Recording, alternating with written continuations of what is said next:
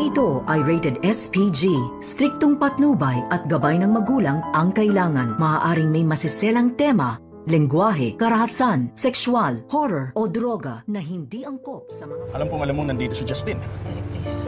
Gusto ko lang makita ang anak ko.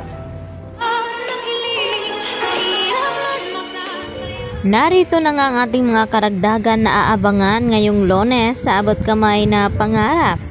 Papunta na nga itong sina Giselle at RJ kung saan ay isi-celebrate nga ang Christmas party na ino-organize dito ni Annalyn. At dito naman na agad na sumulpot itong si Eric at tinanong itong si Giselle at RJ na kung saan daw pupunta. At dito nga na sinabi ni Giselle kay Eric na gusto lamang daw niyang makita at makasama ang kanyang anak bago babalik sa US. At dito naman na sinabi ni Eric kina Giselle at RJ na alam naman daw ni Giselle na ayaw siyang makita ng kanyang anak na si Justin. At sana raw ay wag sisirain ni Giselle ang party ng mga bata kasi mas kawawa ito. At nagtaka itong si Giselle at RJ na maya-maya ay sinabi ni Eric kay Giselle na sige na puntahan mo na ang iyong anak. At hindi na nga nagtagal itong si Giselle ay agad nga pumunta doon. At naabutan ni Giselle na nagsasayaw na nga itong sina Annalyn at itong si Justin.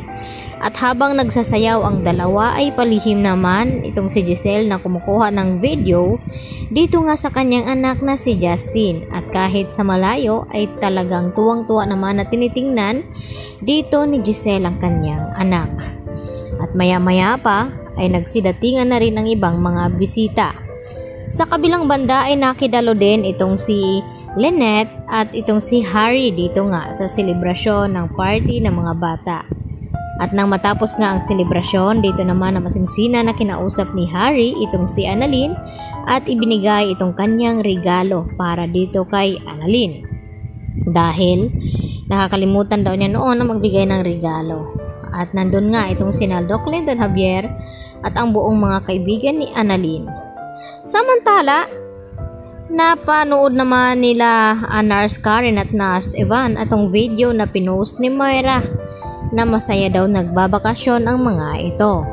At dito naman napag-usapan ng mga magkaibigan na bakit parang wala daw pakialam at walang konsensya itong si Moira at itong si Zoe na nasa critical nga ang kalagayan ni Don Pepe at nagawa pa daw nilang maglakwatsa at magbakasyon.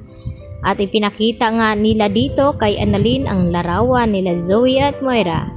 At dito nagtaka itong si Justin na kung bakit okay lang kay Annalyn na pakitunguhan at maging mabait dito kay Zoe.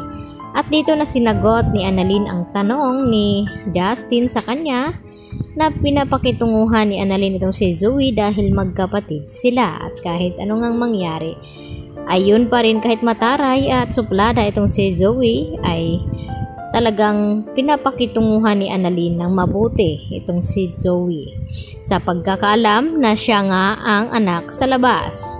At dahil hindi pa nila alam na itong si Annalyn ang tunay na anak dito ni RJ. At unti-unti naman nakakalimutan na dito ni Lynette itong trauma ng kanyang nararanasan nung ito'y pinasok ng mga magnanakaw ang bahay ni Carlos dahil sa tulong na rin ng mga mangbubuti ay talagang sinubukan ni Lynette na harapin ito. At binigyan niya pa nga ng mga regalo at ipinagtataka ni Carlos na kung bakit may mga lalaki sa labas kaya agad na sinugod ni Carlos ang mga ito at pati nga itong si Aling Susan ay nakisali na rin sa akala na binugbog nga itong si Carlos at talaga namang inawat ito ni Lynette. At dito na ipinaliwanag siya nga nagpapasok at nagbigay ng mga bote at pagkain dito nga sa dalawang mangbubuti. Kaya yan naman ang ating pagkatutukan dahil baka hindi na matuloy ang pagbalik dito ni Justin papuntang US dahil mararamdaman niya ngayon ang awa ng kanyang ina. Yan lang po at marami pong salamat sa inyong panonood dito sa akin channel.